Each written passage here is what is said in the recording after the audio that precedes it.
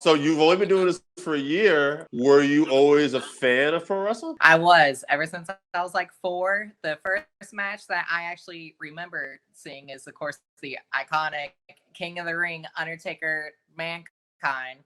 And what's funny is that Oh, there's little old me there, and we're all there watching. My parents were horrified, just yeah, mortified, and then sure. I just turned to them. I go, I want to do that. At 4, they were like, "Okay, we'll see," and the dream never died. That's amazing. That's a hell of a first impression, though. Like to see that Oh, match. for sure. And the more that like I learned about that match as I like grew up, and how like things got really real during that match, and I'm like, man, I just now think about it as like a worker, and I'm like, I cannot imagine, number one, falling off of a cell, number two, Mm. going back and being like, you know what, let's do it. So it's funny because you have your all-time best, which is like The Rock, Stone Cold, this and that. But the main people that I focus on, for me, the women's wrestling, even back then, that was still my like Oh, highlight. So of course, Trish Stratus, Lita, is the two main ones. But also, I was a big fan of like the like underdogs, like Stacy Keebler and Tori Wilson. Like I always just like, I think the thing was that since growing up, I couldn't just be like, "Hey, Dad, I want a Barbie." So I was like, "Hey, Dad, can I have this women's wrestling figure?" It's close enough. that's funny. I definitely think that I'm now starting to get actually comfortable in the ring and stuff, and I'm getting comfortable with like who I am. So I think that literally it could take off anytime, because my goal is that I want to be the first ever trans woman signed to WWE, and that would be like a huge thing. So I Yeah. would love to be that like person, to be, kind of like a beacon of hope, because a lot of people don't really understand people like me, and I can kind of show that, we can not only be, big and strong, we can also be, pretty, feminine, and things like that. So it's kind of like a good mix. And I would love to be that kind of person to, like, for kids who want to grow up in, who want to be like me and things like that. They can be like, oh, there's actually somebody doing it. Blaze a trail. Absolutely. Luckily, where I'm at, you'd think small town churches is where we like mainly wrestle. You'd think it'd be Yeah. pretty bad. I was like, I I know my first match. I was so nervous. I was like, oh no, this is it. Well, the guy before me is cutting his promo, and they're like, we all know who you really came to see, and they started chanting my name, and I'm like, and our promoter just looked. I said, are they chanting for me? And of course, like they made it like a little bit and stuff, but I was there, and I was not expecting to be over at all. I was expecting Mm. crickets, especially in a Pentecostal church in a Right. small town in West Virginia. I was like, there is no way I'm going to get cheered. They cheered like John Cena entered the building. And I That's just, awesome. afterwards, I looked and I went, did that really just happen? I would never guess that a trans woman would be so over in a small town. But luckily, like workers and stuff having great. Big time wrestling, Freddie Cornell is honestly like, he's the best person that I could have backing me, because he's very protective of me. Like he makes sure that nothing is going to happen because of who I am. And I think honestly, like especially where I'm at, I couldn't be anywhere else. That's really cool. So shout out to Freddie. He's Oh, big shout out to Freddie. Big Freddie. He's yeah. been in the business for about 26 years. And the biggest thing that I got was that I had like a tryout there, and I was like, this is going to be great. I was excited, nervous. Well, I go in, and they didn't know that I was a trained amateur wrestler too. So Oh. he was like, "Oh, let's see how you do. Let's see what you would do in a shoot." And I laughed. I was like, Uh, "Well, I don't want to hurt him." And they're like, "Oh, you don't want to hurt him." So he thought, he was all tough and started, going in well. I did a double leg takedown immediately. It was right, just right. like they just all had a stunned face, like, did that really just happen? And then it's even better because during the like training, I sent a Facebook message before just to be sure, like, hey, Are you okay with, LGBT people? Because believe it or not, even training was hard for me because a lot of schools would be like, no, I'm good. Like, oh, Wow. okay. Well, they didn't know that I was a trained literal athlete. So Right. it's funny now because I bust my ass, honestly. Like, I'm in there day in, day out, trying to get as much training as I can. And he said too, he was like, in 26 years, I haven't seen anybody pick it up as fast as you have. You That's right. you bust yourself. And I'm like, that's my goal is to be the best at everything I do. So obviously I have to be the one, first in, last one out. And I actually, I'm kind of eggs in one basket, but I had my first photo shoot last Saturday, and Yeah. it was crazy because I never even gotten senior pictures. Okay. It was weird. I was just like, Yeah. well, here I go, photo shoot, and it was even better because I was like, I've worn a swimsuit 2 times in my entire life. Here we go.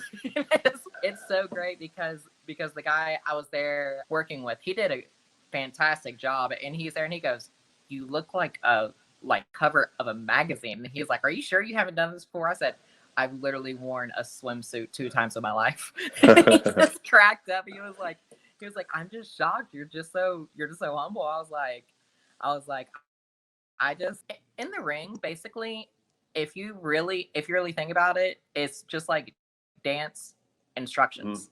Because if you're able to listen and you're able to like learn and you're able to follow through with with actually working, then you can actually put on a hell of a match.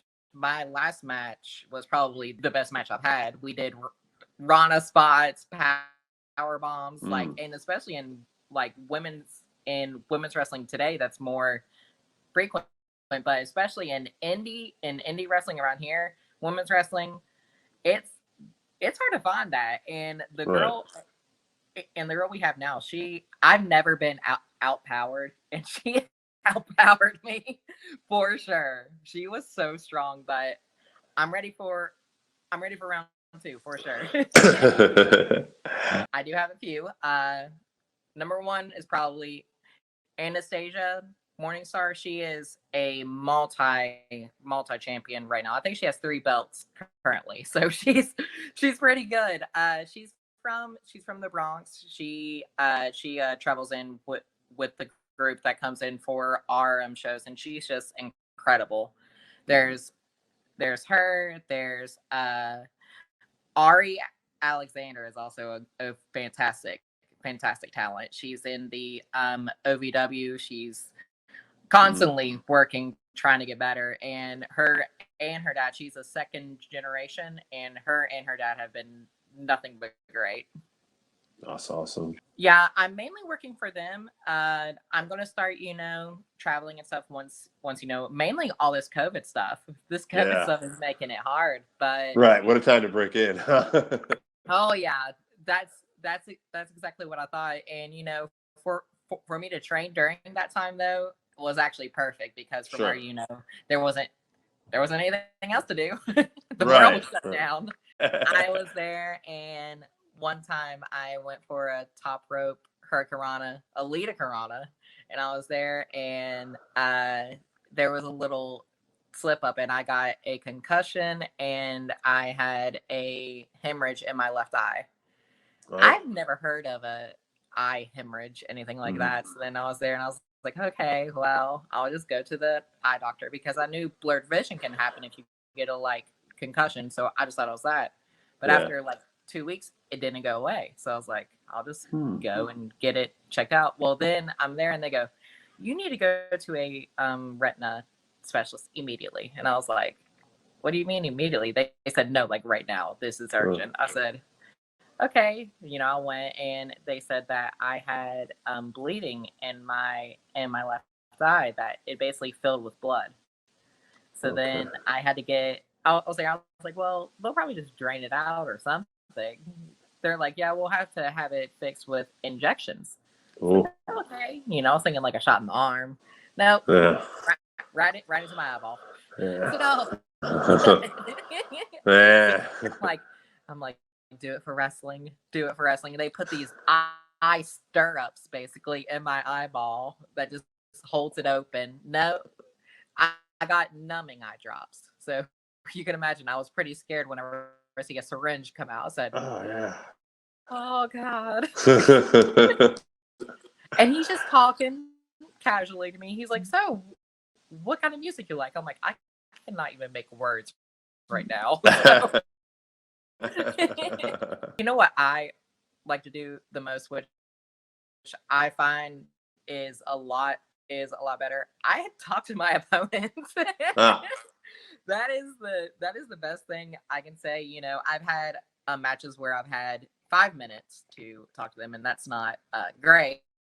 But right. I've had some that are like to where I can actually, call spots and stuff, and that's why it's always kind of like the locker room we have is like a hangout because we want to put on the best show as we can as we can possible, and it's kind of hard whenever you don't see the person that you're going to face and you don't have any Right. kind of talk. So it's like, well,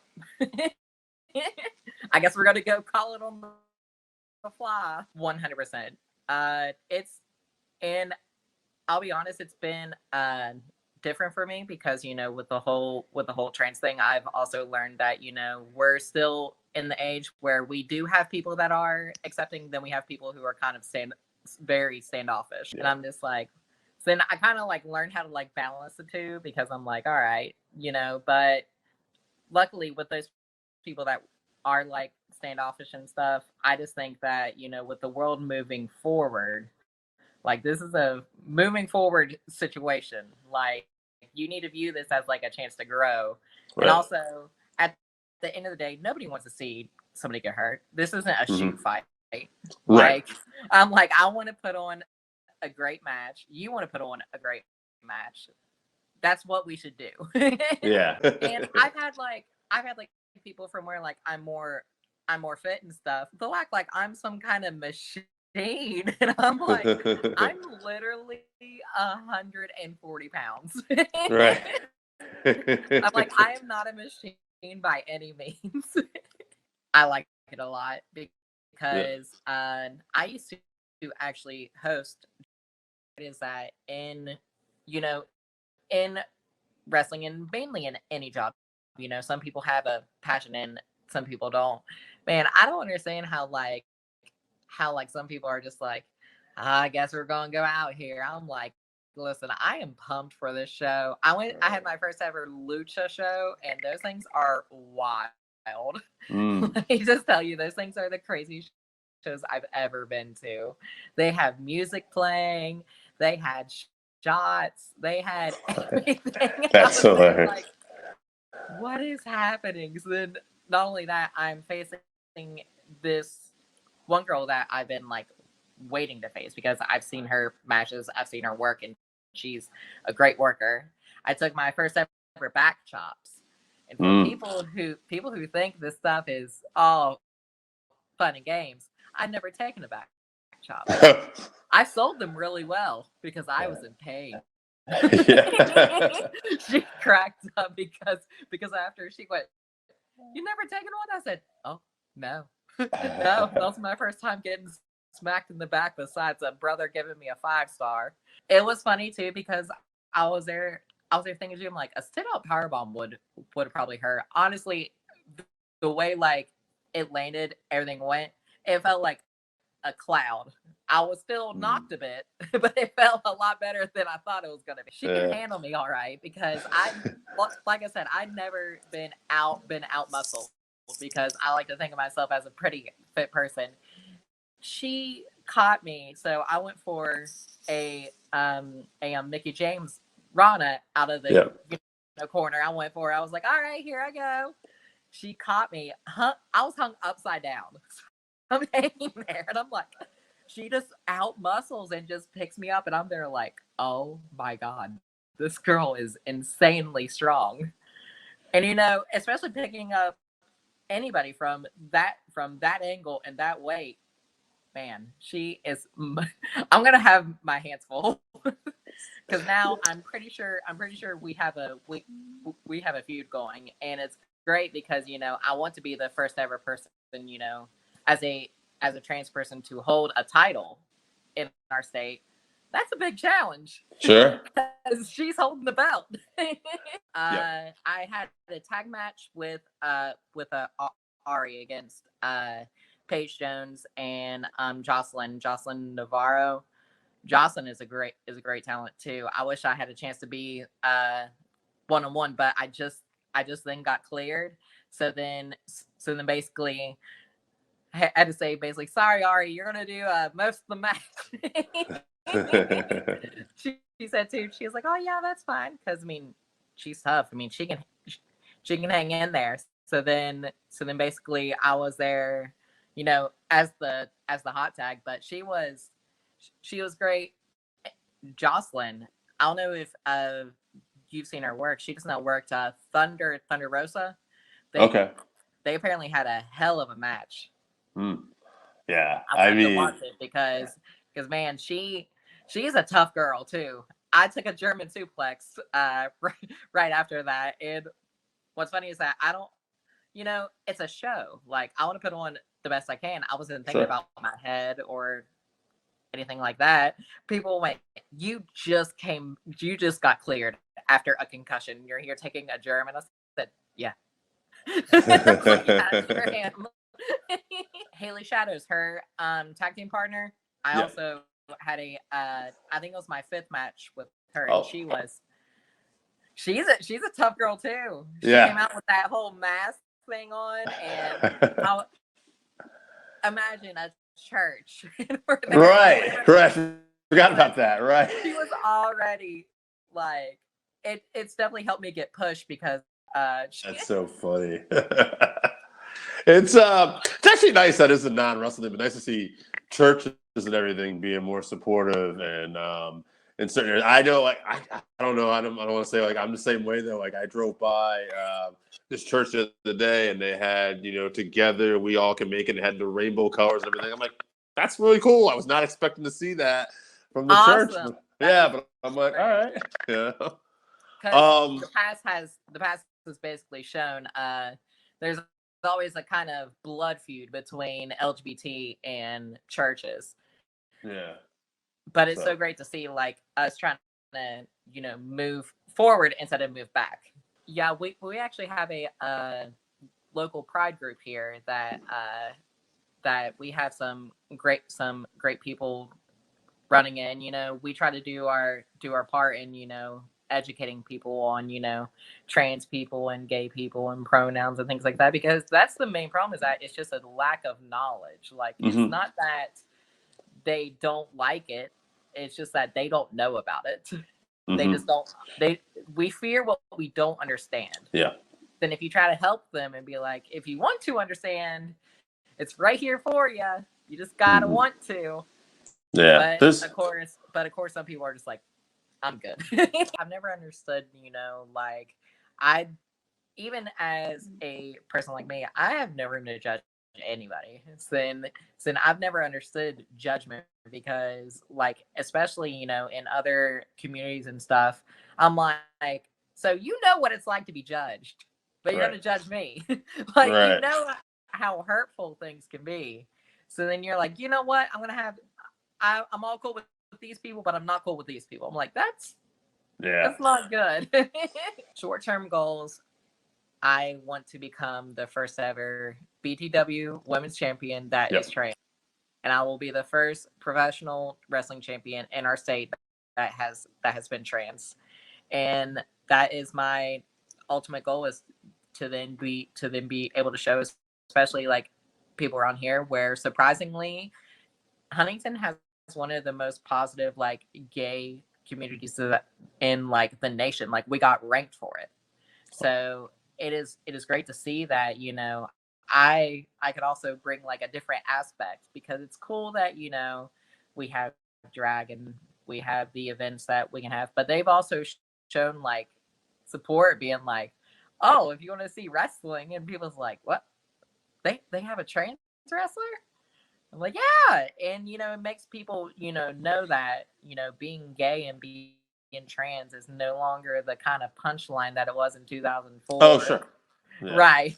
The old Rico and Charlie Haas storyline. Oh yeah, yeah. 1,000%. Yeah, there is a lot of. It is a huge gay and LGBT because like Effie is out there doing this thing, and there's so Big many. fan. Yeah. Big fan. I literally woke up one day and I was like, "Is this the Effie that added me on Facebook?" I said, "Oh my god." So this is my big moment. Him, Sonny Kiss, Yeah. Kiera Hogan, just amazing, amazing talents. Yeah. Kiera, I'm of course a huge fan because any girl that goes out there with her face painted and and by painted, that's what we basically call a face full of makeup. She has Yeah. her eyeshadow done. She always has her hair like snatched, like laid. So like I respect the hustle. Best advice that I have received. So the promoter and me have talked like a lot, because as you can probably imagine going through this like journey, there's been many ups and downs. He gave me the best that I can, think about. He said, "You're such a positive influence on so many people." He was like, "Why focus on one person that doesn't like you?" He said, "You're just being you." And he's like, keep being you.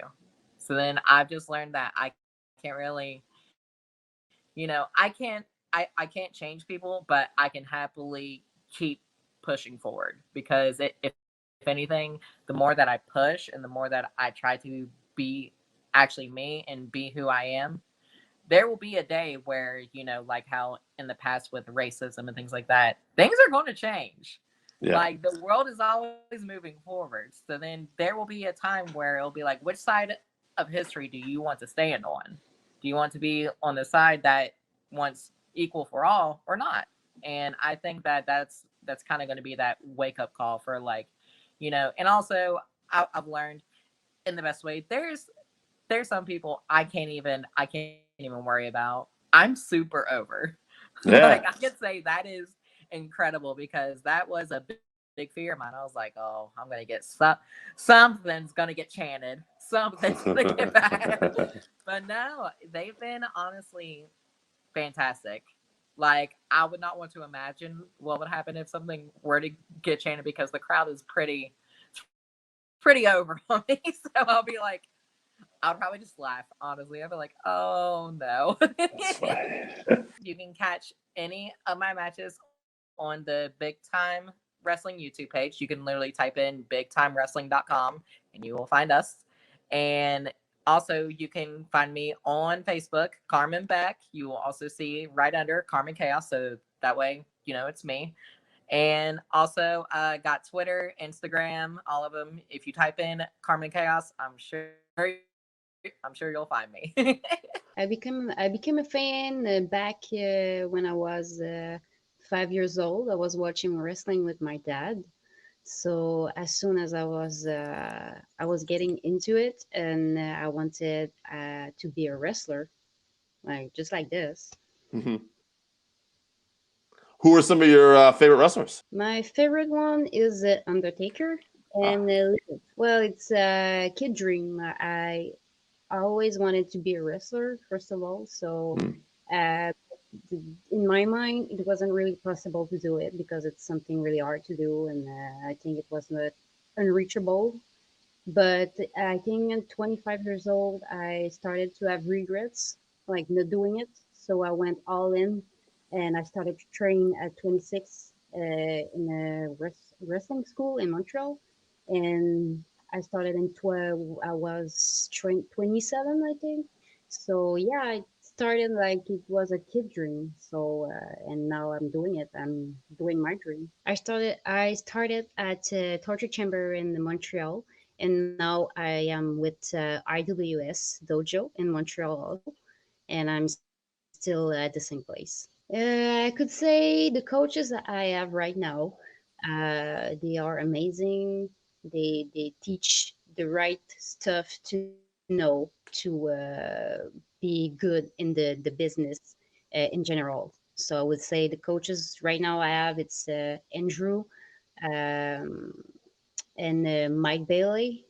Like right now, he's in Canada in Montreal teaching while this COVID stuff, and Yeah. they really helped me a lot since I started. Yeah, I did a show for the TV without crowd. It's Hmm. really, really, really special. I would say I don't want to do this. I don't want to do this like you know, I want the crowd to be with us because it's just a big part of the show. It's the biggest part of the wrestling, I would say. So yeah, it's really strange. It's really not the same thing. I would say there's something missing that we need when we wrestle. So yeah, it's really different to do it without a crowd. Oh, I'd imagine. I mean, it's funny as a fan. Growing up, you believe in everything, so it doesn't matter. You're hanging on every move, every strike. But as an adult, and you're watching this, I notice like I can watch MMA with no crowd, UFC events, no crowd, and I'm okay. But with the pro wrestling, I'm hanging on the atmosphere, and with no crowd, it's definitely it's missing something. Yeah, it's missing something. It's a different.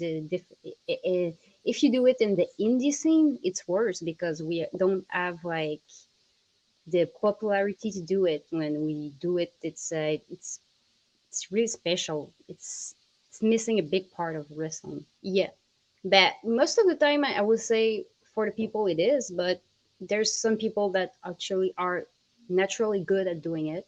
Hmm. But for me personally, it's really hard to do it because I tend to focus more on just plan a match, doing the right things.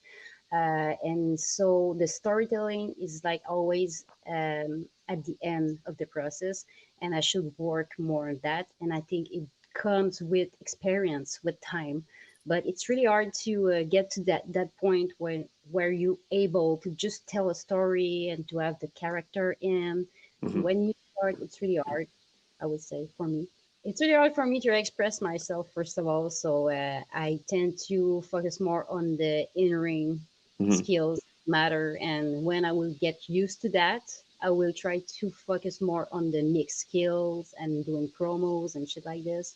But for now, I'm trying to be just comfortable and just trying to be comfortable doing what I do in the ring. And after I will go with more, of course. Hmm. Yeah, because it's the promo. It's not my strength right now, and actually to learn to wrestle it's hard enough, so I think it's better to be comfortable in what I can do better, and when I will get comfortable I will go with something harder for me, like mix skills, talking on a mic, promos, expressing myself as a character. So I will keep that for the end of the process. Wrestling, it's just hard work. It's paying your dues. It's doing what you have to do, and especially if you want to be in the big companies, you have to work hard. It's grinding every fucking day, for real. But yeah, of course, I don't want to do wrestling just for fun because it's a passion for me. It's a dream. So I have goals. I have goals to travel. I wanna go to Japan because the wrestling over there is awesome.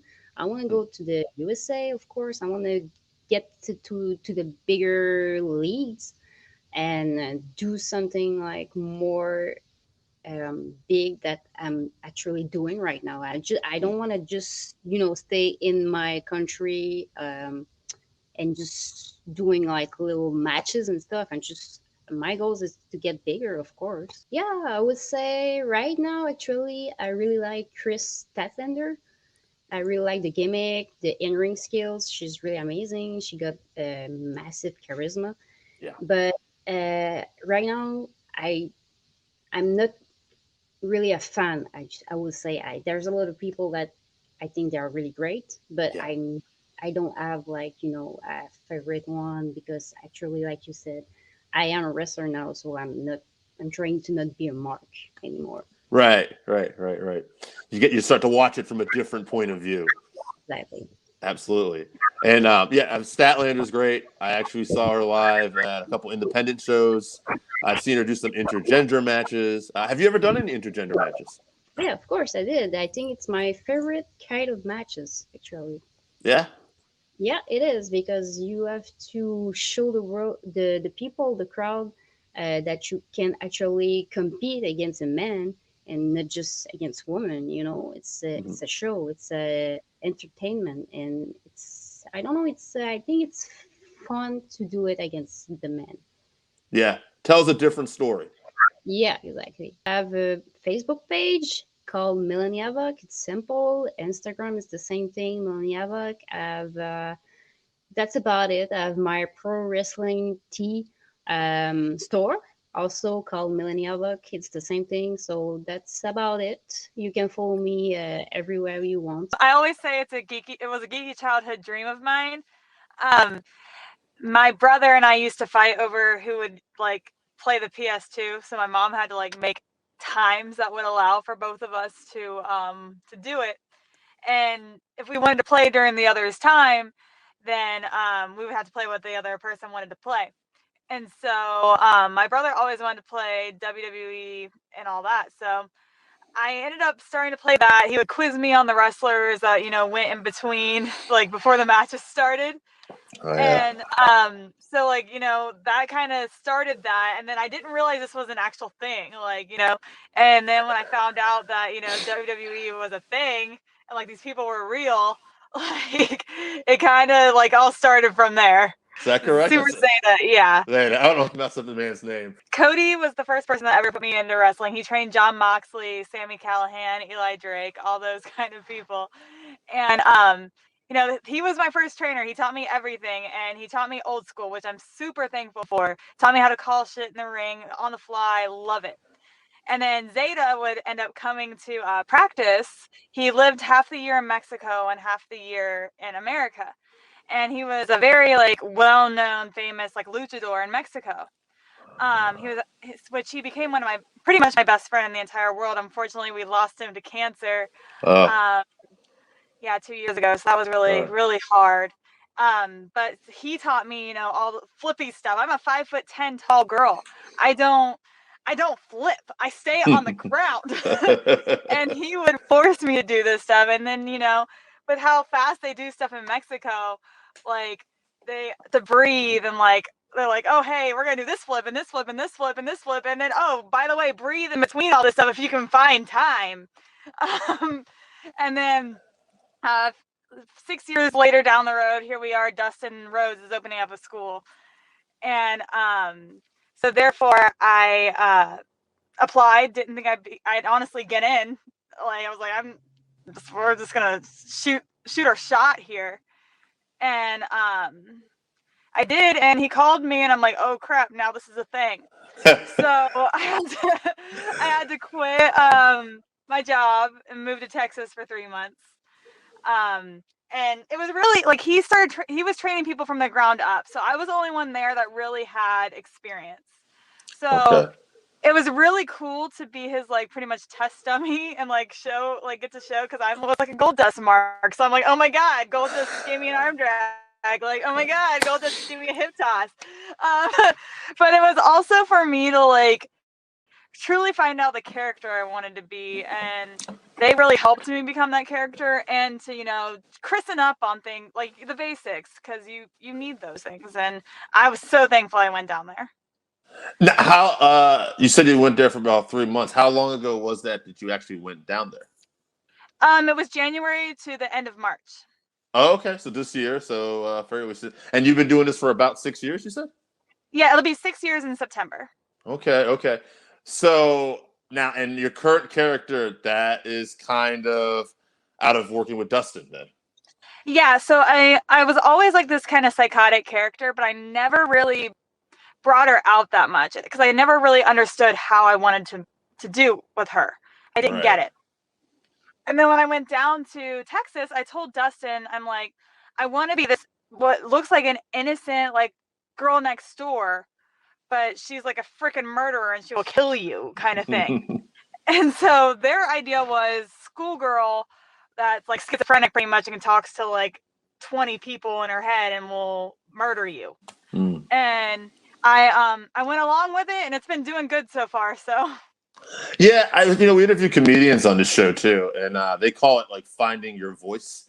Like basically, you're looking to identify that character when you feel like you finally own it, I guess is how they would word it Right. there. Yeah. I feel like there's a certain thing with wrestling too. Like, like you in the early years, right? You're trying to find out who you are and like just to be able to like put that out there, I guess. Exactly, yeah.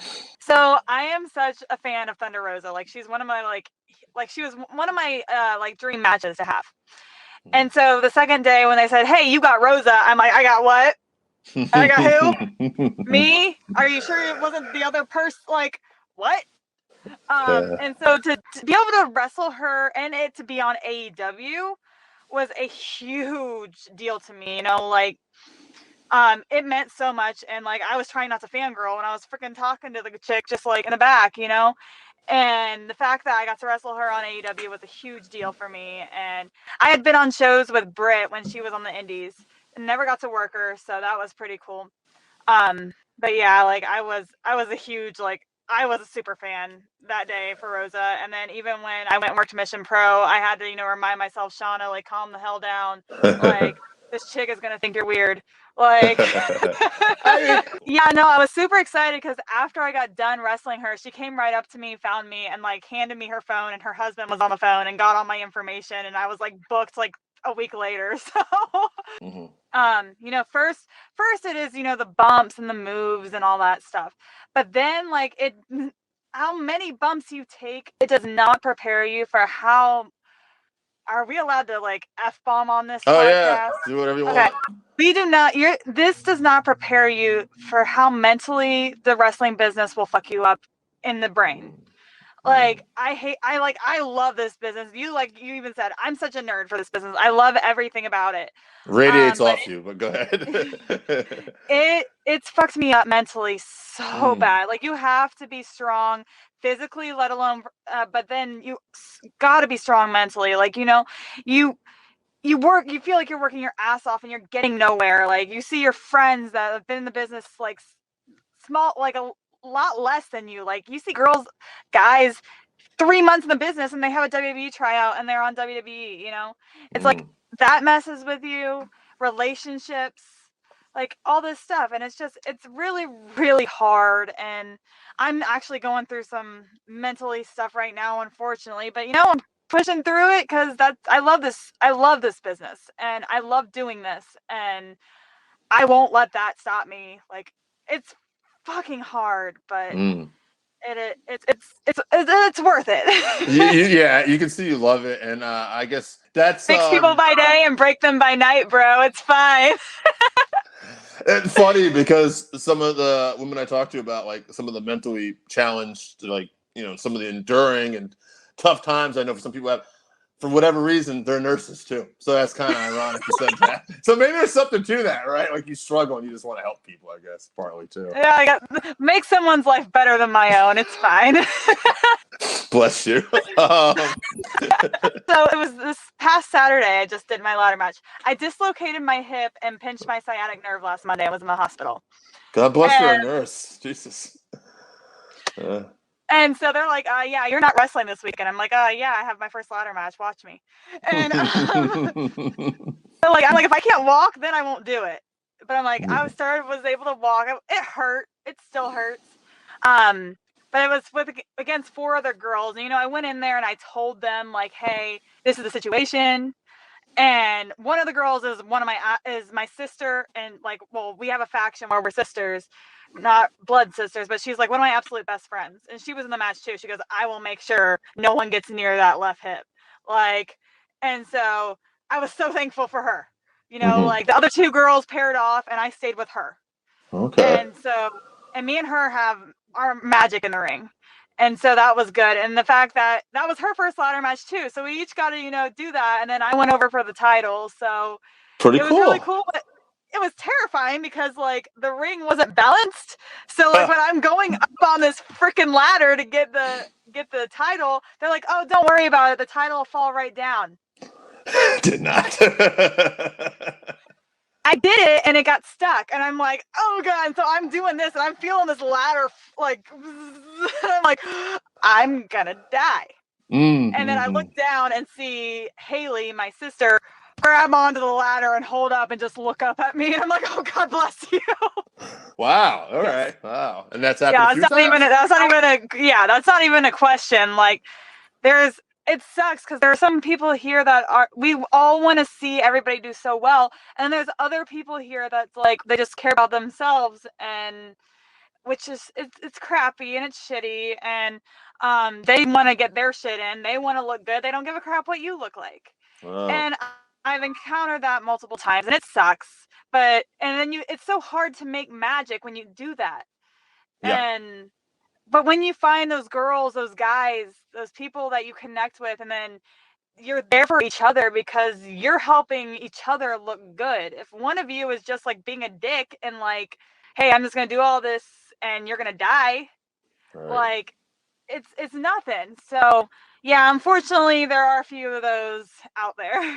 You know, I've been really trying to rethink that through. I've done about 16 WWE extra spots, and then just at the AEW spot. And so I've been to the dance. Like, I mean, I've never signed the contract, but I've been to both places. And don't get me wrong, if either of them came to me and said, "Hey, here's a contract, we want to sign you," I'm gonna like be like, "Yes, where do I sign?" Yeah. But like, I'm also looking more towards, I don't know, like, I teach a kids class here in Cincinnati, a wrestling kids class here in Cincinnati. And I've really, really started loving the whole training aspect of wrestling. So maybe in the future, just, doing that kind of stuff. But I mean, my ultimate goal is to be able to do this full time and not, have to be a nurse. Like, Right. unless someone gets hurt in the back and I have to do that, like I'm doing now anyways.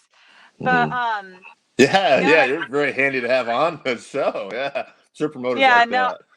I've been out of the country to wrestle. I've done, like, my ultimate goals when I got into the business were to make an impact on women's wrestling, wrestle for WWE, and wrestle out of the country. And other than trying to still make that impact on women's wrestling, I've done the first two I did that in my first year. And so trying to, get new goals, I think it's just, honestly, is just continue. The new goal is to try and be able to do this full time. Yeah. And not have to go to a shoot job, and So short-term goals are gone. We're going for the big one right now. Now I've been in this 6 years. It's time to go big or go home. I'm 27 years old. My window of opportunity, unfortunately, when a woman gets in their 30s, when a man gets in their 30s, their opportunity to get signed big, unfortunately, the window is closing, and there's nothing we can do, So I'm going to keep trying, and if nothing happens, oh well. If something happens, thank God. Besides the AEW, I was just curious. A lot, okay. Mm-hmm. And how was that? Different, we would end up doing like stuff that was like just videoed, so they were on lives and stuff like that, or we'd film it and then it'd be shown like a few weeks later or whatever. But I've done customs before, and that's pretty much what I felt like customs was. But I mean, it's nothing compared to going out there and having fans. Right. Were you able to pick up anything from it though? Did you get any positives? Like, you able to anything from your craft, or would you say, no, we just got through this? We just got through this. Yeah. I understand that. All right. You can find me on Facebook at Shauna Reed. You can find me on Twitter, Shauna Reed 93. Shauna Reed 93 on Twitter, Shauna_Reed on Instagram. I have a like page on Facebook. So just my name, YouTube, official Shauna Reed. So that's where you can find me. This is Paisley, and you're listening to the Working Fans Podcast. Were you a fan of wrestling growing up, or did you kind of fall into this? How did this happen? So I wasn't a fan when I was growing up. I actually didn't really know much about it. It wasn't until I had kids when they got really into it, and I decided one night, I was like, all right, you know what? I'm going to buy tickets. We're going to go to a show. And that's kind of when I got into it. I was like, we went there, and I said, you know what? This is something I can do. Kind of caught the ear of the right person, I guess, and it kind of just happened from there. So timing, a lot of times, as we find out in life, is helpful. Yes. So you got the ear of the right person. Did that tell you where to train? Like, so where did you end up training, and how did that come about? I was talking, when I was there, I had caught the ear of one of the guys who was working security. He actually had his own academy. So he had me go out and start with them. And he was just like, hey, why don't you come out on Sunday? And let's see, if you can do anything, what you've got. And then, I mean, it just kind of, I just went and decided, I was like, yeah, let's do it. And yeah.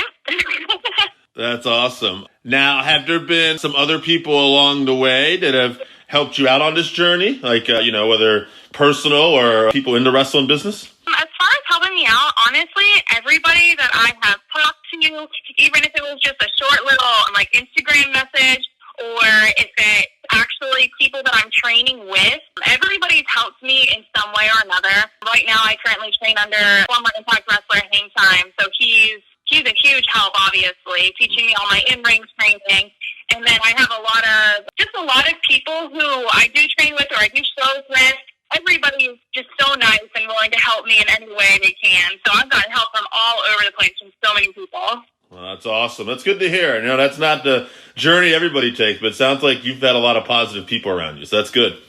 Yeah, I try to keep my ear open. That's the best way, is just to kind of be a sponge and take everything in, whether it's good or bad.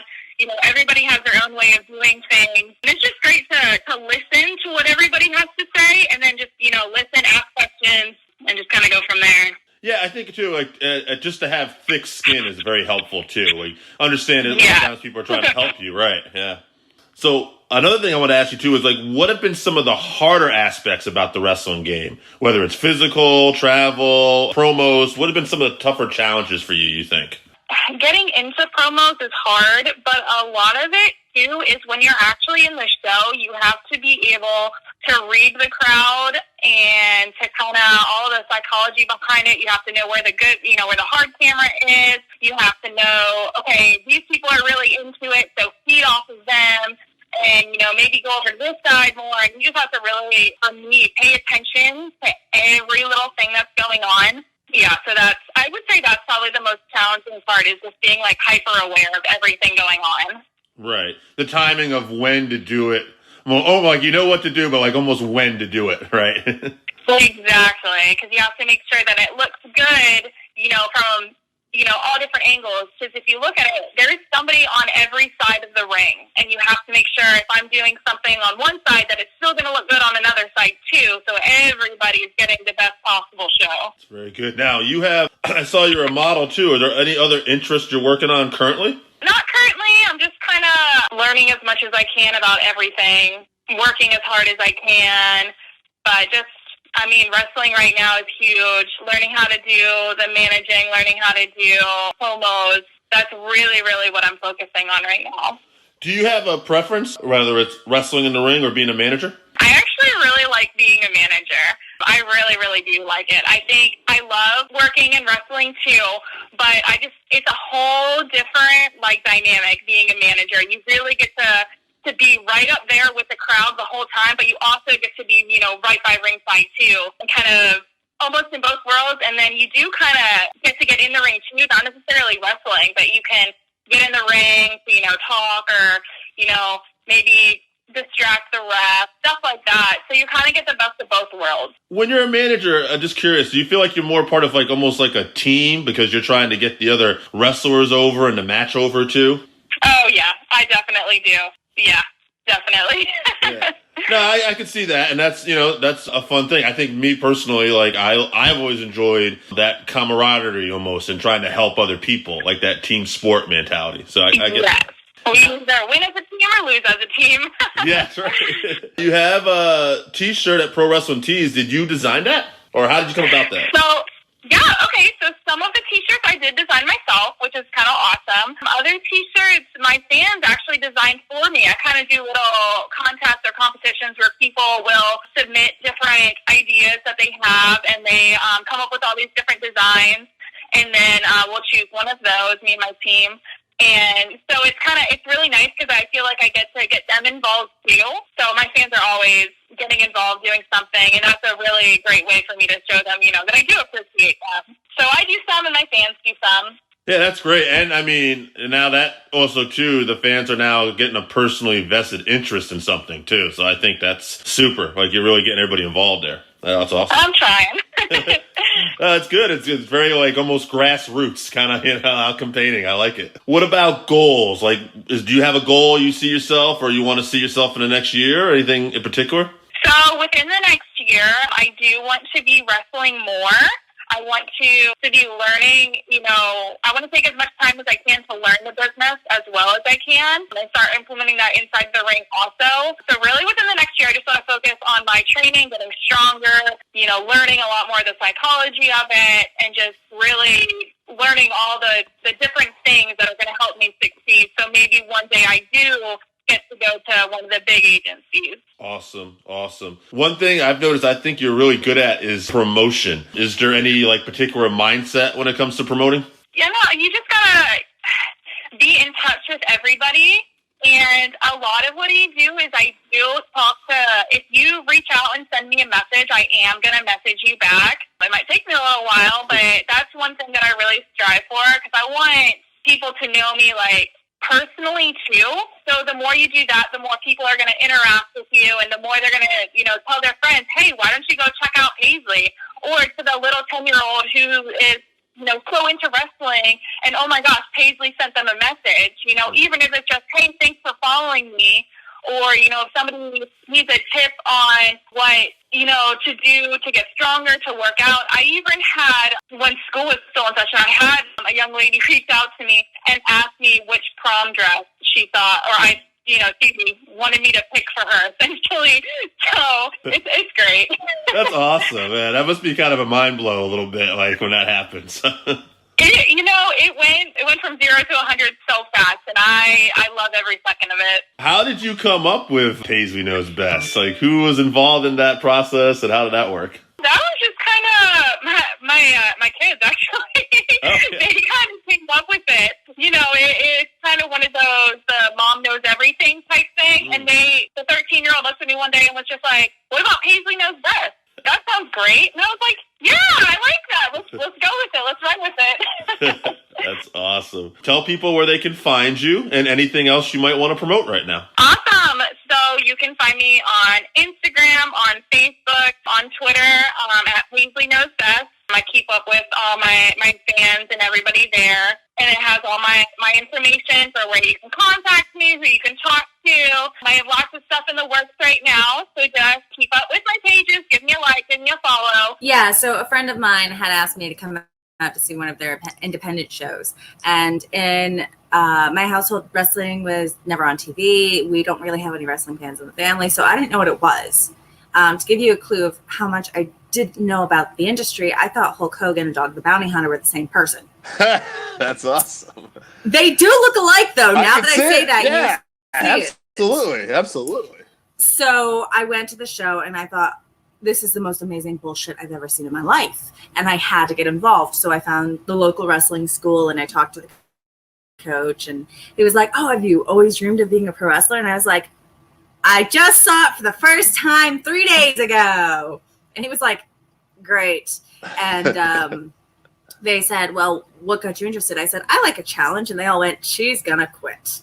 And I didn't. I stuck with it, and I absolutely fell in love with it, downloaded the network, and just kind of haven't looked back. So now, since you're like, you get into this and you're starting to like download a network, who are some people that you enjoy? Like, who have you flocked to? China, for one. Rowdy Piper, Alundra Blaze, Jazz. And I would say Stone Cold, but Stone Cold kind of looks like my father. So I was going to watch his stuff on principle. And then Mankind. Yeah, all good stuff. Now, did you get to work with Jazz at all? I'm going to. August 20th, there's ARW Atomic Revolutionary Wrestling's V for Victory in Melbourne, Florida. That's It's awesome. going to be Awesome. So that's got to be an exciting moment, I imagine. Yeah. When I first saw the match graphic, because I didn't know I was even being considered for the match, because I knew Jazz was going to be at that promotion that I usually work. And I got the match graphic, and and the noise I made wasn't human. I was so excited. And I like, as much as everyone's like, yeah, I'm a badass, like, you can still be genuinely excited to work with people that you've watched and admired. And for me, it's a huge moment of, okay, maybe I'm doing something right. Right. Would you say this is a career highlight? I mean, as far as so far, like, I mean, I've only been in the business for 5 years. And so far, like, when I wrestled Shotzi Blackheart, I thought that was a highlight. And then I wrestled against Leva Bates and Mia Yim in a tag match, and I considered that to be a highlight. And then I worked with Chrissy Vane, and I was like, that's got to be a highlight, and just considering them opportunities. there you go. I think that's a good way to look at it. Now, where have some of the places you've traveled for pro wrestling so far? I've traveled to the Bahamas, and then mostly up and down the east coast of the country. So most notably, because it's the closest, would be Georgia. And then I've also wrestled in Hartselle, Alabama, and Dothan, Alabama, everywhere in Florida. Florida's big. You can travel for 5 hours and not escape Florida. So it's just a matter of, like, I would very much like to wrestle on the west coast of the country, but that causes, airlines, and with Florida not complying with, staying away from each other, it could be a long time before that happens. Yeah, right. Now, how was the Bahamas in terms of the crowd? Like, they were all very to it. I had a lot of children. She was in her like panda outfit, and she was adorable, and then I punched her in the face, and they were not fans of that. But they were just really into it, and they just wanted to believe and be a part of it and just experience it for what it was. And there's not a lot of crowds that will give themselves to that experience anymore. Now, what about, like, as far as injury goes? Like, you've been doing this for 5 years now. I imagine lost my hair tie.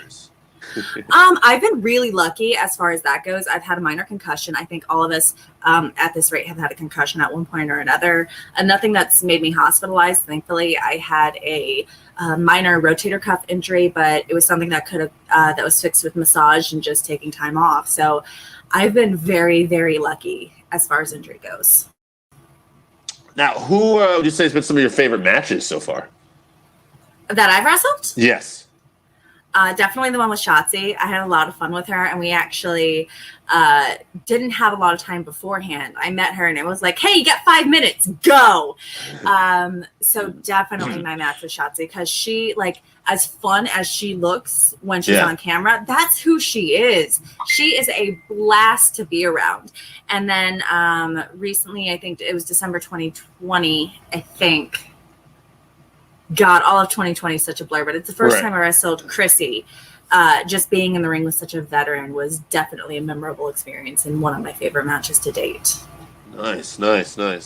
Now, as you prepare for a match and stuff, like, for you personally, what's like, is there something you need or something you use to get, like, into the mindset before you go into a match? Like, whether it's music or anything? Everyone has their rituals. For me, it's just taking 5 to be by myself, no one around me, don't talk to me, don't look at me, don't breathe on me. I'm in my own space, and I need to be in that space and have my little bubble before I go out. And as long as I have my bubble, I'm good. That's awesome. That's good. I can see that. Stay away. Pretty much, because it's like you're trying to get in the zone. And it's hard to get in the zone. Was like, hey, can you get me a bang on your way in? Hey, does anyone have wrist tape? Do you have wrist tape? Do you have scissors? And it's just kind of like 6 feet for one, and for 2, get out of my bubble. Now, what do you say for you personally? What are some of the more tougher aspects of the business? Oh God. Well, for me personally, I hate driving with a passion.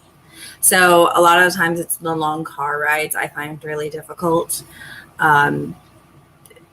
But it's hard to pinpoint, like, this is a difficult part of the business, because when you get into it, it's phrased to you that this is tough. If you want to be here, you have to want to be here. So there's things I don't like, but there's nothing I would describe as being a tough aspect of the business. The business itself is tough. Sure. Now, for you personally, would you say what was a little bit more challenging so far? Promos or the in-ring aspect? In-ring, definitely. I did competitive gymnastics up until the time I was 15. So learning the physicality wasn't hard, but because I had no prior experience to it, not only we're learning the physicality of the moves, brand new. So it's not like I've seen Suplex City or I've seen the Stone Cold Stunner and then I've seen Eat Defeat and I've seen, a vertical suplex or seen a back suplex or a belly to back. These are all things that I'm hearing the name and seeing it for the first time. So that I found very challenging, but because of my background in theater and improv, the promos for me, they're like, stand in the ring and talk. And I'm like, cool, got it. That I can do. Now, what are there some promotion? Would you say you have like a home promotion? Is there a promotion you've worked with mostly, or you've been all over? Definitely. My home promotion would be between Atomic Revolutionary Wrestling over in Melbourne / Cocoa Beach, Florida, and WXW in Mineola. Okay, and so that's definitely where you get most of your work, and people can probably see you out there. And yeah, definitely. Yeah. And then WXW always streams live to Facebook, so if you're on their page, you can see it from there if you're not local. And then ARW is on Fight TV every Thursday, so you can tune in and view it there. Now, like, what goes, and I don't know how you want to answer this, but like, basically, like, how much effort do you have to put into like your character, who you are, like in there? Not a lot. So, for those of you who have been watching my stuff, you know that I used to wrestle under the pseudonym Roxy Rouge. And that was what every wrestler has what they call a starter kit. It's your first choice when you go into wrestling of who you're going to be and what you're going to represent. And for some people, their starter kit morphs into what they are now. For some other people, they destroy their starter kit. Because of who my trainer was initially, my starter kit, he very firmly believed that once you make a decision about something, you stick with it and run with it. And that is what it is. Problem with that being is that your first pick with anything, like think about when you paint something. Your first painting is going to be the drizzling shits. So my first decisions concerning wrestling with character and everything else were the drizzling shits. And there's a lot of people who loved Roxy and what she represented. But for me personally, I found it very hard to grow and be who I was doing Madam of Mischief. I couldn't show my entire personality because I was trying to adapt to one personality trait. So I've dropped that moniker and I've just been going by my real name, which is Jody Morton, no relation to Ricky.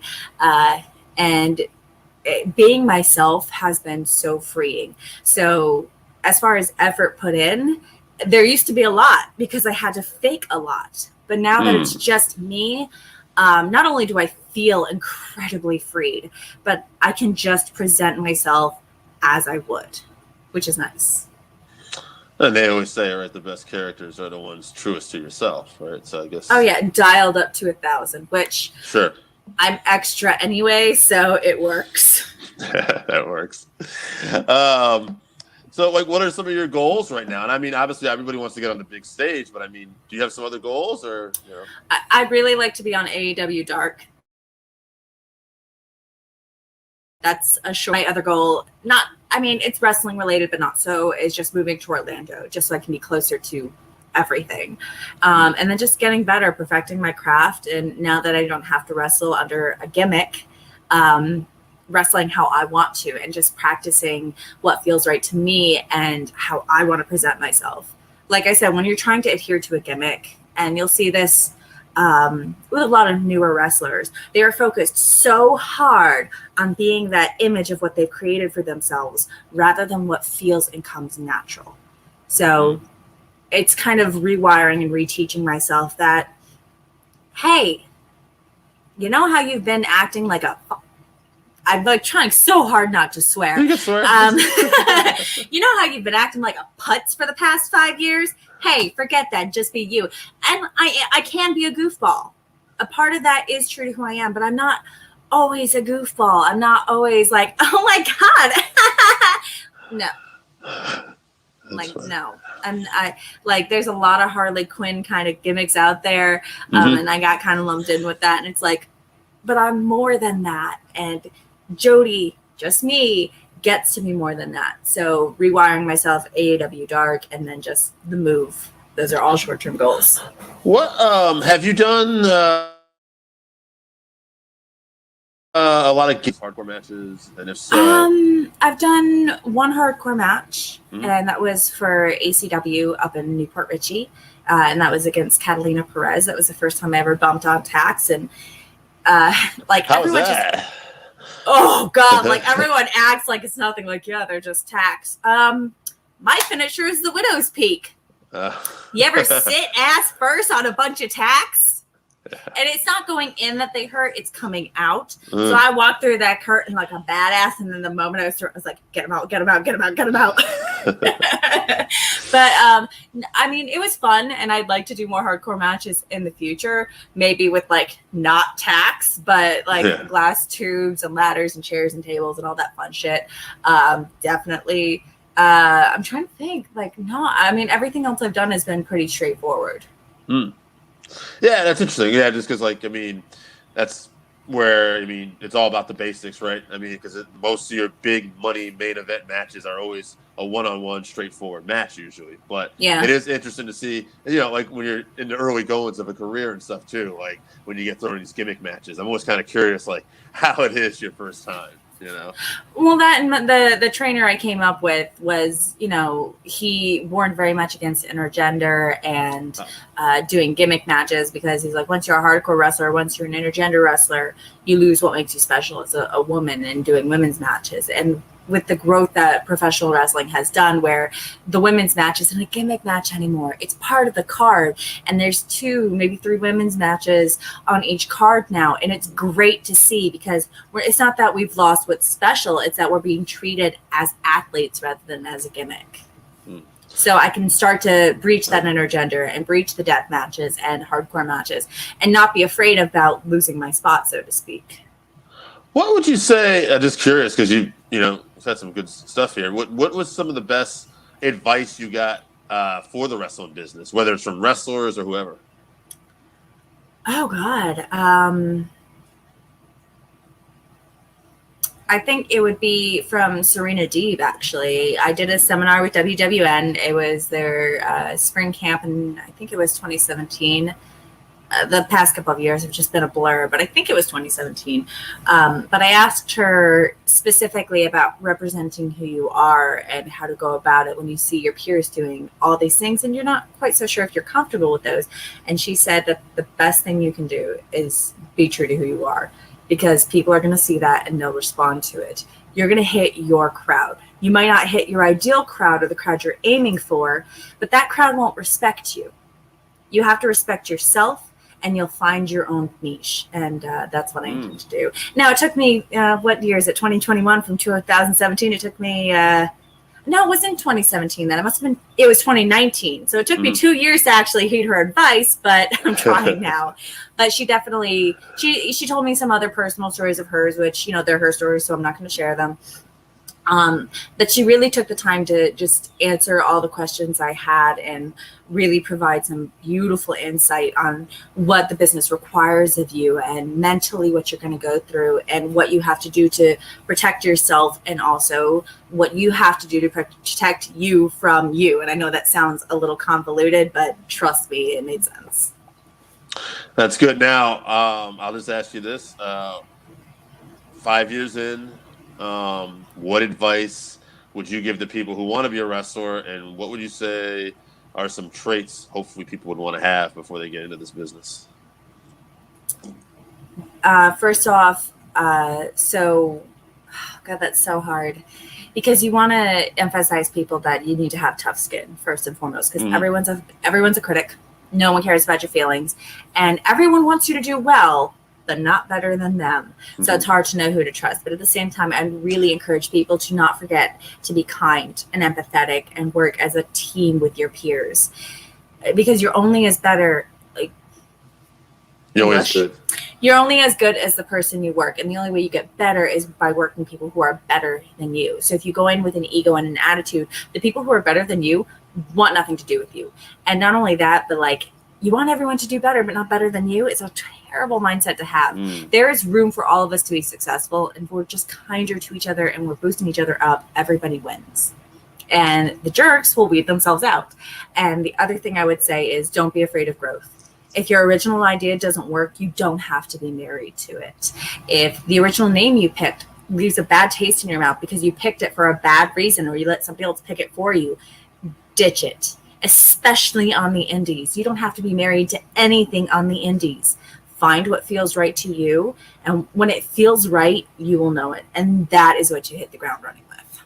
I think that's some great life advice right there. Thick skin, especially. Just, Yeah.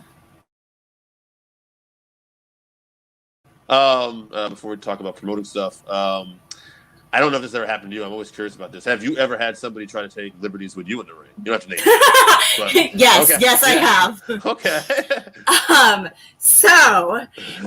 It's a story I don't share often because I'm not out to bury that promotion. The promoter, in fact, has apologized to me personally and taken full responsibility for it. But I did have a girl who no longer wrestles.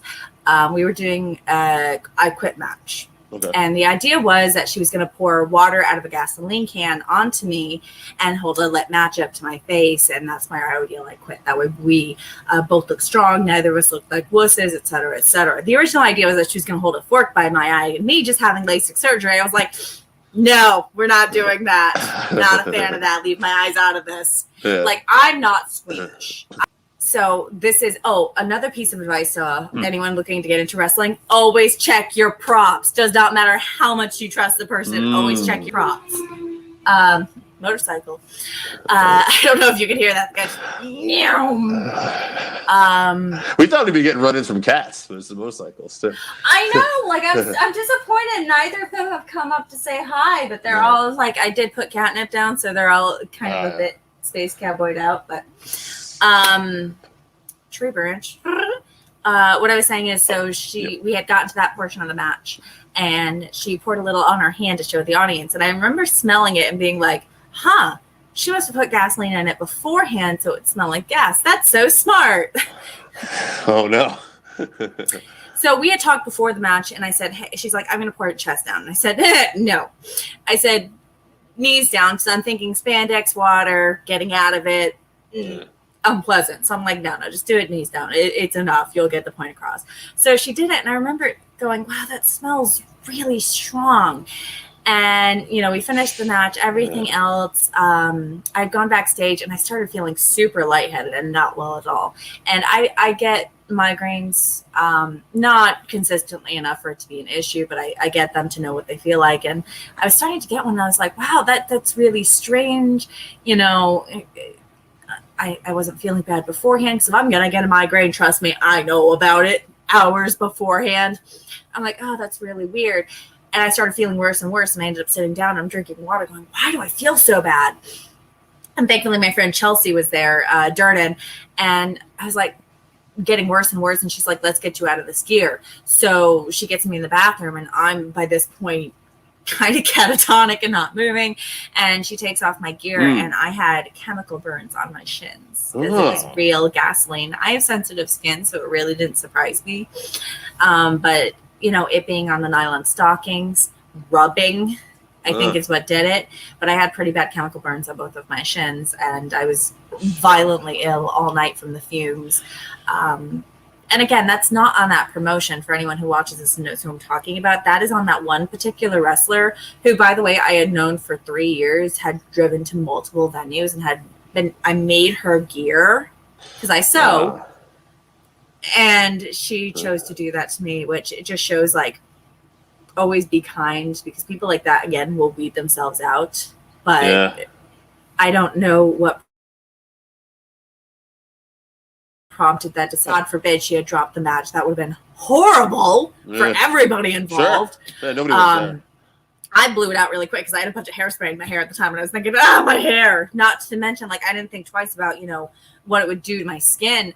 But I mean, they healed, and thankfully they didn't scar. I mean, there's some marks, but it's not bad.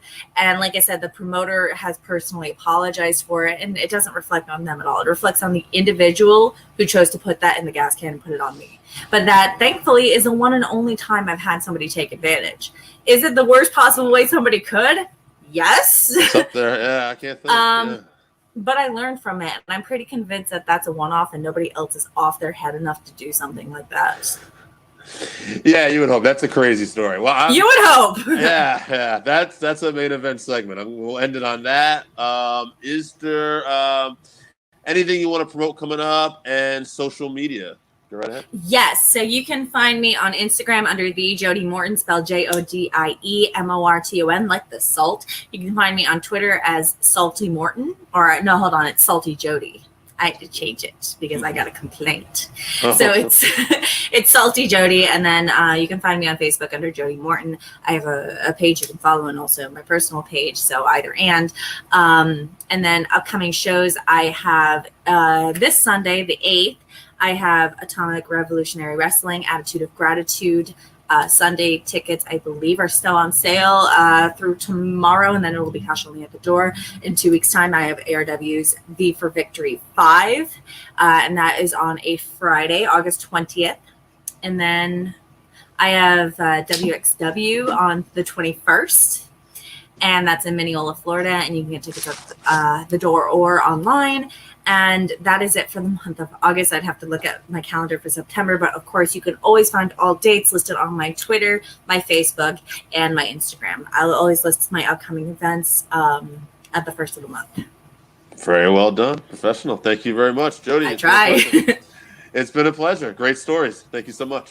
Thank you for having me. Hey guys, this is Amber Nova, your American Muscle Pro wrestler, and I just tuned up the Working Fans podcast. All right, everybody, it's the Working Fans podcast with the man they call Dave. And today we have a special guest. She is a former EMT. She is the proud daughter of a mechanic. She is a model/pro wrestler. And she has competed in companies such as Impact and WWE's NXT. Ladies and gentlemen, the great Amber Nova. Amber, how are you? I'm doing great. That was excellent introduction, and I am ready to tune up this podcast. That got me I'm revved up now. Awesome. I love it. Let's start off with that. You're very enthusiastic about being a daughter of a mechanic. This seems bad. Who was the mechanic? I don't want to assume. Was it your mom? Was it your dad? Or who was the mechanic? Dad, yeah. Now. But hey, listen though, my mom is up on that car and still, she was still with me the last few years. She'd be up under the car helping my dad and right by his side. So yeah, ever since they were teenagers, they've been together. I think about 20 years now. Awesome. So yeah, my mom would do some stuff on the car as well. She had her own 62 Chevy Nova, and then she sold that not too long ago, but she had her own as well. How did you, were you a wrestling fan? And was there somebody who was a wrestling fan that got you into it? How did that happen? So yeah, Dad, ever since I was a kid, Dad would always have Monday Night Raw, whatever, WCW wrestling on. And when I was a kid, I just grew up watching it. And then the older I got, I continued to watch it, even when I was in the EMT. And that's when I saw these women coming up in the business, these young, beautiful, talented, and they weren't just out in China. So I was like, man, maybe I could do this. And yeah, I had a love for wrestling. I used to go to Savannah Civic Center with my sisters and friends growing up when we were little girls. And we would, I watched Rey Mysterio, Randy, Batista, and I see all these guys growing up. And then there you go. I decided to give it a try myself, and it turns out I'm physically, mentally capable of doing it. Not everyone is, too. They think this is an easy business, and it is not. Definitely not. If you've been following it and you pay attention even, you're going to see things where you're like, oh, yeah, these guys put their bodies through a lot of damage. Oh, yeah, absolutely. Is that something, speaking of tuning up, do you do a lot of self-care, taking care of, your body, in the off time? Do you know, whether it's, chiropractor, massages, is that important? Is that part of your daily routine, or how's that? Oh, absolutely. I go to my chiropractor that I've been seeing since I moved to Orlando 5 years ago at Orlando Sports Chiropractic. I go once a week. There were times where if my schedule was busy or I just couldn't get in, I would go a couple weeks or a week without going to the chiropractor. But since the pandemic and things slowing down and things opening back up, I go every week, and I've still been wrestling and training and doing some small shows here in Orlando. But yeah, self-care is super important. I stretch like crazy all the time. And they say, even little breaks throughout the day, just sitting down for a long period of time, you're working, just taking those few minutes to, do some stretches, touch your toes, stretch your spine out. I'm also a huge fan of hot yoga, Orlando Power Yoga. I do that here. My sweat stash, it's the best for your body. So, yeah, hot yoga, chiropractor, stretching, and I am a sucker for massages. Same. Don't get to start rubbing my shoulders. Yeah, if someone just starts rubbing my neck and my shoulder, they might just like spill secrets and stuff. No, I'm just kidding. But yeah, I definitely am big on taking care of my body because nobody really knows just how painful this really is unless you've done it yourself. And I'm telling you, it's 50%, it's 80% pain what we do. Don't get us wrong. Like we also, there's pleasure and we enjoy it, but a lot of pain. Now, did you have an athletic background before this? Did you do any kind of sports or anything? So yeah, growing up, I did volleyball, like when I was in middle school. I did county cheerleading squad as well around that time. And then my freshman year of high school, I made varsity cheerleading. And it was a nice accomplishment. I was the only other freshman to make varsity with the tryout. And I liked it. I stuck with it a bit, but I didn't like the drama that came along with some of it. And I guess I just was on a different path. So I didn't stick with cheerleading too long. I ended up leaving that. I did dance, we did theater. I wanted, a little taste of everything when I was in high school. So I mean, that's awesome. I mean, I imagine, theater and the athletic background is all kind of mixing into what you do now. So that's important, right? I mean, yeah, it does. It's definitely helpful having done a few of those things. So yeah, but I wasn't like a gymnast or like a serious competitor or athlete growing up. I've just been gifted with a healthy body and genetics. Good parents. So, what would you describe as the hardest part of being a pro wrestler? Is it the promos or is it the damage you take?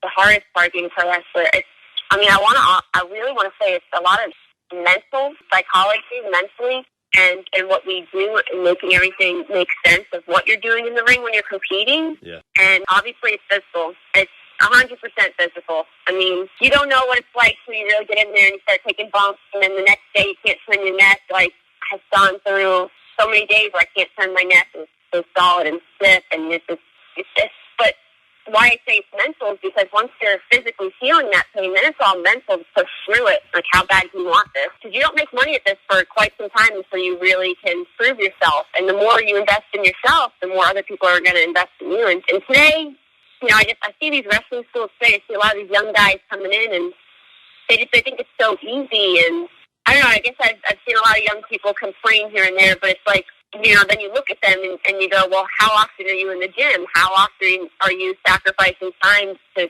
make yourself appear and be a superstar? These guys dedicated their bodies in the gym and everything to look and be who they are. So I tell you, today it's not like it was for the guys coming up, 20 years ago, 30 years ago, because I've been able to learn from some of the greatest. Like Hector Guerrero was just at my dojo, and I got to go out to dinner with him and his wife, Penny, and we talked. And this is not the first time I've gotten to train with Hector a few times. And that man is just full of so much wisdom. And when he talks and he smiles and talks about memories, it's like, man, like him and his brother Eddie, it's like the time for them when it came up with wrestling, like it's a different world then. The time, it just sounds great. And then you watch it compared to now, it's so different. But yeah, just learning the evolution of where I am today with women's wrestling and just in wrestling in general compared to where they were. Yeah, it definitely seems like there's a mindset that's different. Like, I think I was hearing someone debate this, like, you would not see, like, Bret Hart was so concerned about his character and how he was going to be portrayed, and there was this big creative thing. Whereas, like, nowadays, like, I think they were saying, like, that would probably never happen. It would just be like, Vince or whoever's in charge was like, well, that's your finish, and that's it, and it'd be, okay, no problem. Or it's like, like, it just seemed like there was a lot more concerned about the character aspect back in the day, at least. I can see what you mean by that, protecting your identity. Sure.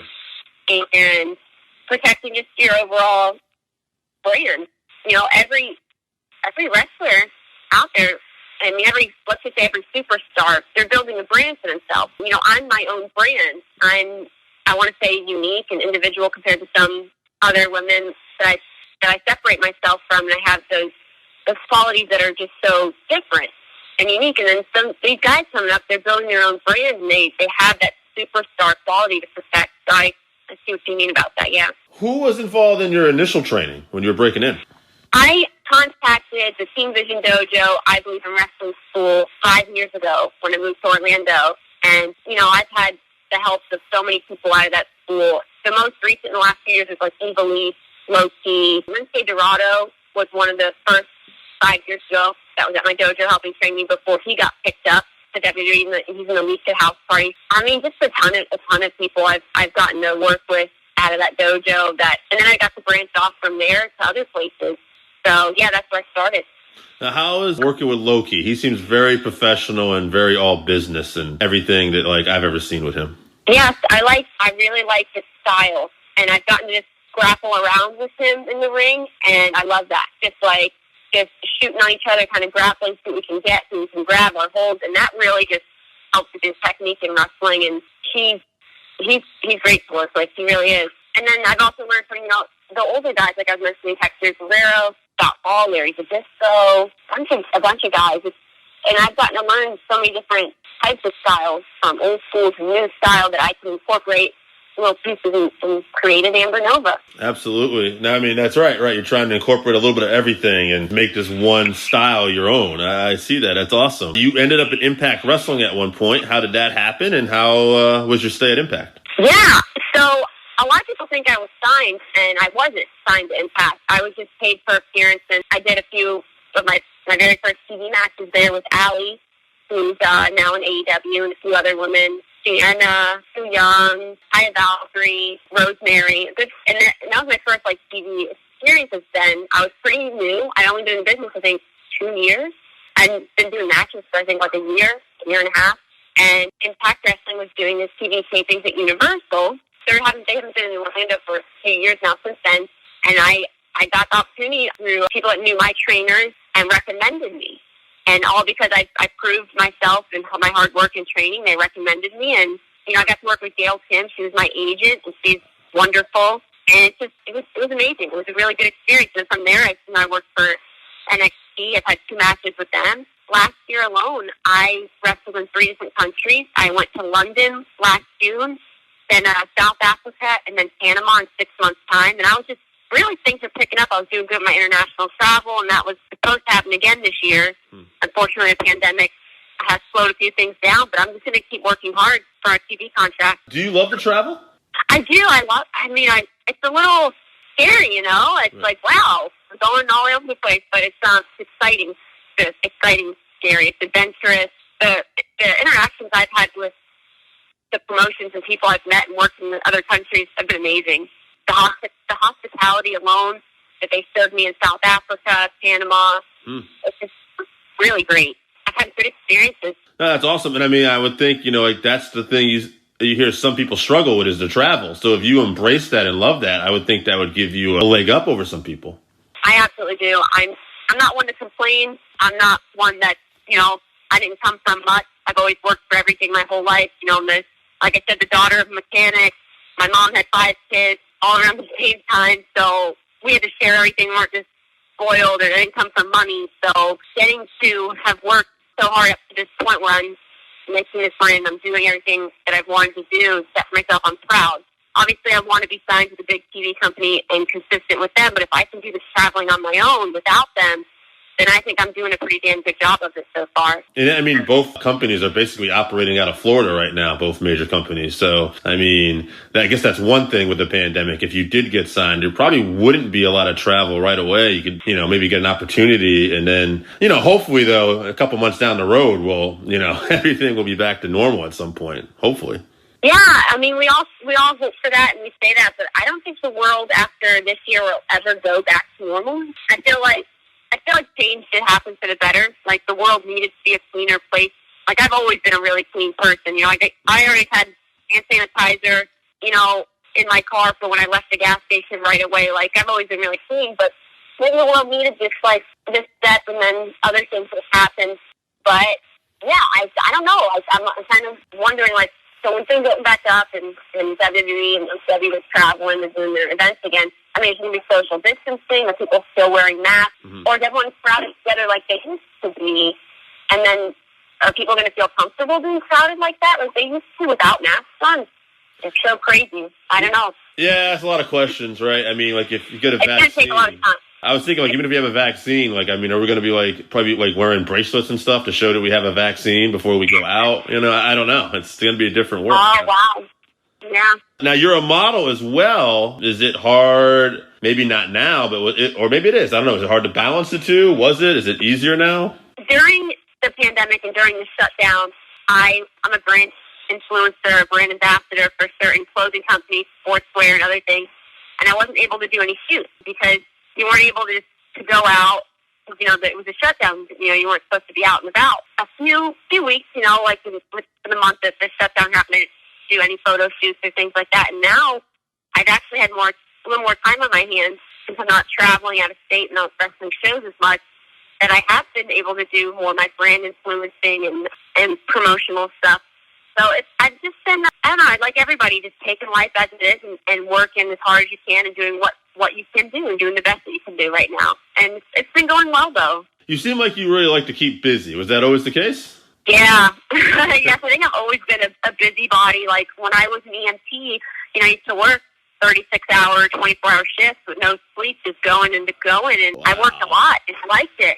And I saved up and decided I wanted to pursue some bigger dreams out there, and I've been doing it. That's awesome. Yeah, it's amazing what you can do. Like, I mean, like for my line of work, like even today, like I think we're recording this interview right now. It's like in the noontime, and like I left my house at like 1:30 in the morning. I did my job that I normally do, and you know, I got home in the afternoon. Now we're doing this interview, and I got some other stuff lined up. But I mean, that's it, right? Like if you want to do something, whether it's podcasting, whether it's wrestling, whether it's being a model, I mean, like you gotta like, you know, you gotta sacrifice. Yes, you have to sacrifice, and I can't stress this enough to people that ask me for advice, coming into this business or any advice. It takes drive.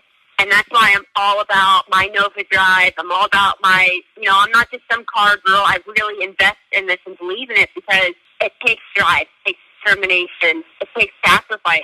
And I just can't stress that enough to people. If you want something, you have to be willing to sacrifice everything. I moved to Orlando with a Nova and a dream. That's it. No friends, no family. I didn't know anyone. And it was awful in the first year. It was rough. I'm beating the hell out of my body doing something that I didn't know was physically that awful at first. And because, I left my career job as an EMT where I used to transport people that were like paralyzed. And now I'm risking myself at this. And, there were days, like I said, I couldn't turn my neck, and it was rough. And then not knowing anyone and everything, but I didn't give up. And I just kept pushing through, and that first year was not easy. And second year came a little easier, and I got adjusted more and more. And now I just feel more and more aware that, I'm doing the right thing. That hard work does pay off, and you have to be willing to sacrifice yourself. Yeah, it seems like the hardest part sometimes is like when you are struggling, it's just mentally stepping through those doors, right? I just got to get there. Once I get there, we'll figure it out, right? Especially this year alone. And then with the COVID and the pandemic, It is not a good time to be a wrestler or be in entertainment whatsoever for anybody. It's not easy on anyone in that industry right now. And then trying to stay afloat and pay your bills and get by, and then keep at it and not give up. Yeah, it's not easy. It's definitely a different time, You hear a lot of times people will say they've been in business for a while. You got to be the wrestler. You're not playing wrestler. Be a wrestler. And I take that as like a mindset. So like when you're coming to the ring, is there like a certain mindset that you're in, and is there a certain way you prep yourself to get into that mindset? I agree with that 100%, and I think that is like more depth to that than people know. Like what I was mentioning about the young people, just younger people than me or whoever coming into the business thinking, I can be a wrestler, it's easy, right? But then they don't see how much it really takes and the dedication. And yeah, you're not playing wrestler. Like my background, like I said, I've learned from Loki and my other trainers that are black belts, and I've learned some like styles of jiu-jitsu, and I want to learn actual submission moves. I want to actually know how to shoot, to really wrestle, a lot of people want to play this sport, but this is a real sport. Like when I get in the ring with girls that maybe don't know what they're doing as well, and they're starting to hurt me, and I need to protect myself, I do what I got to do. If I need to calm somebody down, I know how to do that. You know how to put them in a hold and say, hey, you need to calm down. Do you want to wrestle? Do you want to entertain, or do you want to shoot on each other? And you have to be physically and mentally professional and capable of doing that. So that's where it's like, you want to play the wrestler, or do you want to really be one? And that's where I respect people that really know that background of, the hatchet can wrestling, where it all originated from, and then became pro wrestling. So I really love that background of the hatchet Can Wrestling. I like to train with Loki and people that really have a background in that, because I'm not trying to play a wrestler. I'm trying to actually be one. I'm a competitor in that ring. I want to be taken serious. And nowadays, there's so many wrestling shows and there's so many people that are like, I'll be honest, they're not trained that well. And if I'm going to get in the ring with someone that's not trained that well, I'm not willing to break my neck or paralyze myself for anybody. And so I'm going to protect myself. I want to make sure that the person I'm working is going to be safe with me. And if they're not, then I'm going to know how to calm them down and put that hold on them and make them realize, hey, do you want to entertain? Do you want to wrestle? No, I mean, that is awesome. I love the way you explained that analogy, too. You got to be a badass, yeah. Yeah. One of the guys, I watch MMA as well, and I used to do jiu-jitsu myself. And one of the guys that, like, I'm a big fan of is Josh Barnett. Because to me, like, he's an MMA fighter, but he's also a pro wrestler. And I've had guests on before, and we talk about this sometimes where, you know, I love MMA, but they don't always give the respect to pro wrestlers for being as tough as they are for the punishment. And it's a completely different animal. I understand that. But Josh Barnett is a guy that he has the catch as catch ran background with Billy Robinson. He trains a lot of wrestlers like Shayna Baszler.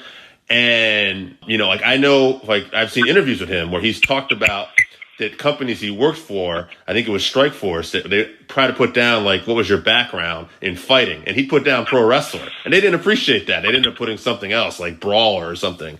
And I thought to myself, like, that's such a great thing. Like, there's a guy who's, like, trying to push that. And I like that you have that same attitude that, you know, okay, you know. Yeah, pro wrestling. Right, go ahead. And well, I agree with you. I don't mean to cut you off. Yeah, like I said, the Cactus Can Wrestling, where, you know, it's all really originated from and then became pro wrestling. You know, it's not phony. We learn the same submission moves that they do in MMA. We learn a lot of other things, but we're also entertainment. Absolutely. And you know what? I was going to say, I want your opinion on this too. It's like what happened with Matt Hardy, I'm sure you heard the other night, where he took the fall and, you know, it looked like he was concussed. He hit his head on the concrete, right? Right. And looks like he was concussed. He had his legs falling underneath him. He ended up getting back there. And there was a lot of controversy of him getting back in the ring. And I was telling somebody, because somebody was asking, like, you know, like they said he took a test in between. I said, well, a lot of times if you watch an MMA fight, a guy's getting knocked around and the doctor will ask the fighter, are you ready? Well, the fighter or the pro wrestler in this situation is probably going to go yes. Now, the difference... Oh, right. They're always going to do... Right. They're not going to back down. They're usually always going to say yes, even if they don't realize that they're concussed. And that's another thing, like the concussion, the things you put your body through, crazy. And I was going to say, too, and one thing, too, like, and this being a difference between MMA and pro wrestling, yeah, MMA, you're bashing each other's heads. It's a different type of animal. I get that. But you know what? I bet a lot of MMA guys wouldn't have gone back out like Matt Hardy and have to climb a scaffold. I bet they wouldn't have done that when their legs were underneath them. And I'm sure they wouldn't have done what Mick Foley did and got thrown off a cell or took in thumbtacks. So yeah. It's a different animal. Yes. So, yeah, it's nice to know that just some people can still respect both sides of it and not try to put one over the other, put one down.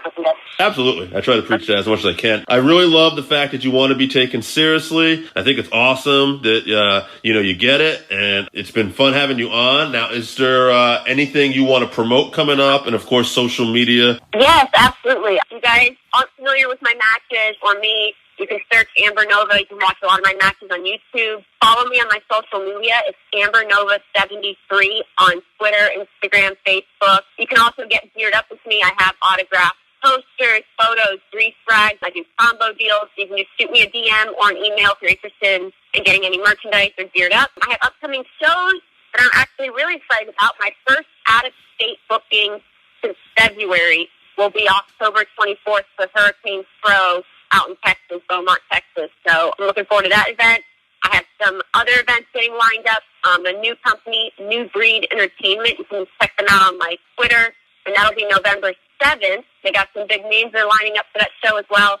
So finally starting to take some out-of-state bookings. Hoping to see you guys. And yeah, just keep on rocking in the free world. Awesome. That was great. I love when people put a spin on it. Thank you so much, Amber. You were great. I'm glad we got to actually do this. All right, so that wraps us up for this week. Thank you again for listening to the Working Fans Podcast. So as always, you can find us on Twitter at FansWorking. Our Facebook page is Working Fans Wrestling Pod. We have email where you can reach out to us and let us know what you think also. That's workingfanswrestlingpod@gmail.com. Follow us on Instagram, Working Fans Wrestling _pod. And then, as always, please continue to listen to us on Anchor.fm, Google Podcasts, Spotify, Breaker, Overcast, Pocket Cast, Radio Public, all your major platforms. If you're following us on Apple Podcasts, which we are also on now, and YouTube, please make sure you subscribe and give us a 5-star rating. It helps us bring you these podcasts where we get to talk to you and talk with you every week.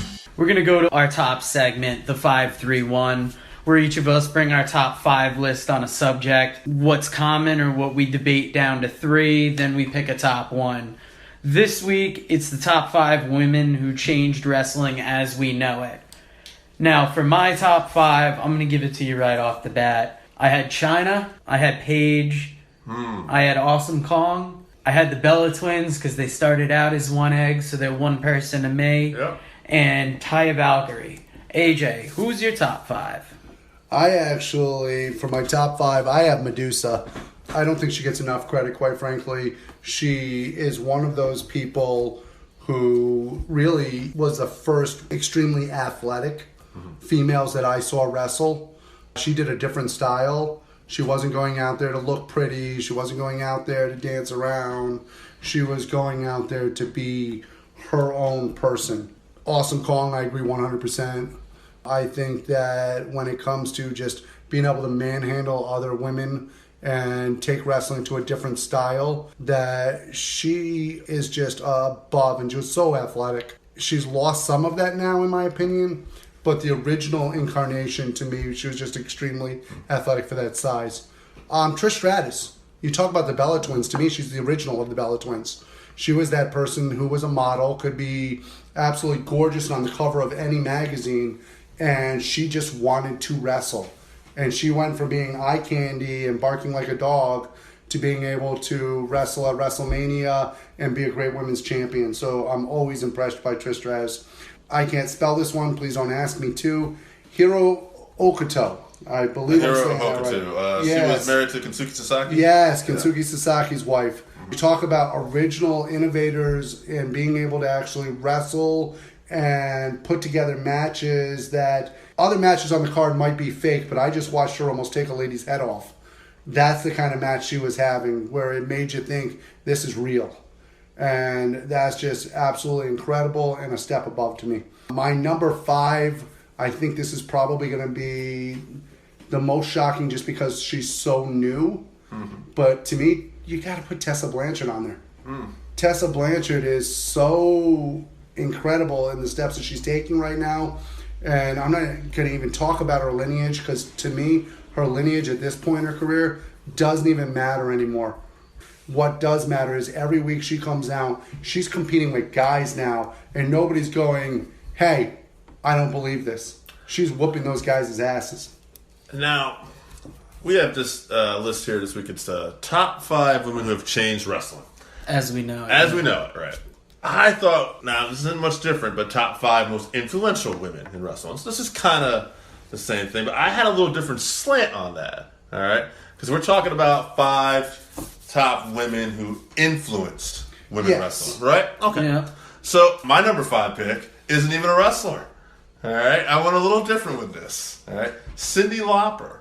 Hear me out. Because Cyndi Lauper was responsible for the Rock and Wrestling connection, and she put Captain Lou Albano in her interview, thus creating the feud with Rindy Victor and Fabulous Moolah, which was on the first WrestleMania, and created a ton of buzz. They were trying to book Rindy Victor like Hulk Hogan at that time. It didn't work, but they did try. Cyndi makes my number 5. I see your logic, and I see your true colors. Good.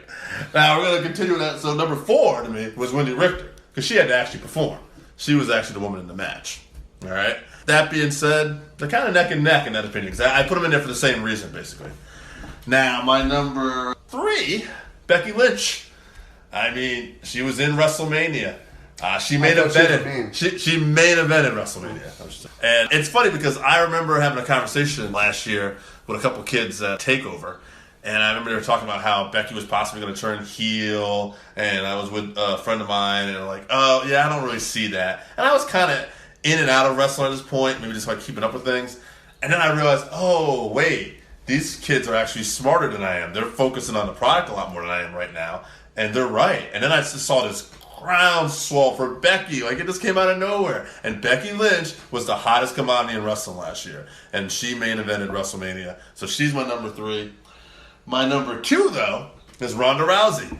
Because despite the fact she only had a cup of coffee in WWE, they ain't main event in WrestleMania without Ronda Rousey. She was a difference maker, and she took the shit seriously, unlike a lot of other celebrities. Yeah, I'm not putting Charlotte Flair in that list, by the way. She's not my number 1. Ooh. Now, she might be the best worker of that group, and she could be one of my favorites, but that's not what this is about. My number 1, ultimately, is Fabulous Moolah. 28 fucking years, that bitch carried women's wrestling forever. And none of you guys put her on the goddamn list. I will say this, Joe, as soon as you said China, I realized I fucked up and should have had it somewhere on my list. So, that being said, let's break this down. Yeah, with my list, I tend to look at it as ladies that actually did change wrestling. Like, Chyna was the original Tessa Blanchard, where she was wrestling in men's divisions as an equal. Paige, she came out at the start of the current women's revolution, and really, I kind of think set a precedent for the style of wrestling that came forward. Awesome Kong, just a bruiser in her time, holding it down for a company that I would say has a shaky women's division as time has gone on. Dutch Mantel had high hopes for the Knockouts division. They had Gail Kim in there. They had some real talents. They've had some real duds. I only put the Bella Twins on my list because they've led the current social media push. Yeah. They're huge on that. They've gotten young fans in through that. They were one of the leaders in reality TV. They had a show early on, bringing wrestling to a bigger audience. I get it. I had to pick Taya because she came out of Canada, unknown, went down to Mexico, has made a name for herself, and she has been reigning in a place where Tessa is only starting to break into. So I guess my question is, who was multiples on our list so far? Awesome Kong is the only one that I think automatically goes forward. She's on 2 lists. Okay. Yeah, that's. I gotta tell you, this is the toughest one that we've done so far. Yeah. I gotta give it. I'm giving a vote to Moolah just because, to some degree, she did change women's wrestling as we knew it. For better or worse. Or did she create the original women's wrestling that we knew? That's true. She did set up the first model for women's wrestling. She set up the model that had to be broken. Yeah, and that's only recently been broken, too, because she was in control of women's wrestling when it was basically still a sideshow attraction with midget wrestling. But here's my thing. It's game changer. Okay. Not influential? Because that's what I was going with here this week. See, I thought it was game changer. Apparently it was by the time we sat down, so I got that wrong. So, do you guys want to put Moolah on the list? Is that fair enough? I know you guys want to, and I'm outvoted. I don't like it because, to me, she's what set up what we needed changed. Fair enough. I'm going to keep Moolah on. How about Becky Lynch or Ronda Rousey? I think one of those two deserves I think the vote. Becky Lynch deserves to be on there, and now I'm going to tell you what I think about Ronda Rousey. I actually think Ronda Rousey is influential, and I think that obviously she brought with her a certain amount of the MMA glory, and she definitely made things big. But I disagree with Dave. I think Charlotte Flair and Becky Lynch with Sasha Banks could have headlined WrestleMania just as well as with Ronda Rousey. To be fair, that's not what I said. I did not say they couldn't headline WrestleMania. I said, at the end of the day, they wouldn't have headlined WrestleMania. All right. Let's break this down. So we got Awesome Kong and Becky Lynch moving ahead. Who else do we include? All right. I think Chyna is worthy. I think Chyna over Moolah for the 3. Chyna over Moolah, is that fair enough to you? I'm going to give Chyna in there. That's fine. Because to me, Chyna's a game changer. Moolah was what set what was wrong. It's just my opinion. Makes sense. So now we've got Awesome Kong, Becky Lynch, and Chyna. Well, okay. Who becomes a number 1 out of this group? Out of that group? Awesome Kong's my first one off. First one and off. I know she was on both of our lists, but she doesn't have longevity. She didn't really change it for all of wrestling. Right. She just had a big effect on wrestling. I'm going to agree with that. She might be my favorite out of that group, but in terms of like changing things and being influential, out of that group, you got to go down to Becky or Chyna. My only question is... Fair enough, because Awesome Kong, she really did her time in Impact, and it's kind of if a tree falls in the forest. Yeah. So Awesome Kong is off the list. We're down to Becky Lynch and China. All right, who wants So to what argue? matters more? Who wants to argue for Becky? I'm still trying to figure out which one I think should be gone. I don't really know. Because here's the thing. So China, all right, changed women's wrestling, and she was part of that Attitude Era, Yeah. the most successful era in wrestling, but not the most successful era in women's wrestling. Although women's wrestling was great, we had Trish, we had Lita. It didn't last. It fell off. Went back to the models. And you Becky still- brought the shit back. And you still had bra and panties matches during that time. By the way, China's the original one, but I want to give an honorable mention real quick to Beth Phoenix. Oh, yeah. Beth Phoenix. Fucking list. Sorry, I could go just back and wanted- forth. You know what? I could go all day with this list and go change my mind because But I we feel do- like Trish was going to be an honorable mention. That being said, on my list, end of the day, I'm going with Becky over China because Becky main evented WrestleMania. That's the tiebreaker for me. I gotta agree with you. When you take women's wrestling to the main event of a show previously that people didn't think it could attain, I think you gotta give it to Becky Lynch. Now this is gonna suck. I hate having to agree with you two schmucks. To me, it's got to be Becky Lynch. I hate to say it, but at the end of the day, when it comes to female wrestling, she is the man. I don't necessarily like the moniker the man just due to the fact that women's wrestling at this point has evolved to a point where to me it's just as important to be the woman as it is to be the man. But Becky Lynch at the end of the day has done so much more for women's wrestling itself than China did. AJ, if they want to give us their opinions, where can they find us? Well, first of all, I want your opinions. I want your opinions flat out because I want to be able to disagree with them like I disagree with these two. So please reach out to us. We're the Working Fans Wrestling Podcast. You can find us on Twitter at @fansworking, on Instagram at workingfanswrestling_pod, and then you can find us on the email workingfanswrestlingpod@gmail.com. Get those listened to us. Tell us your top fives. We're going to take one fan or couple fans, take your top five, and maybe we'll mix you in here and see why you're wrong.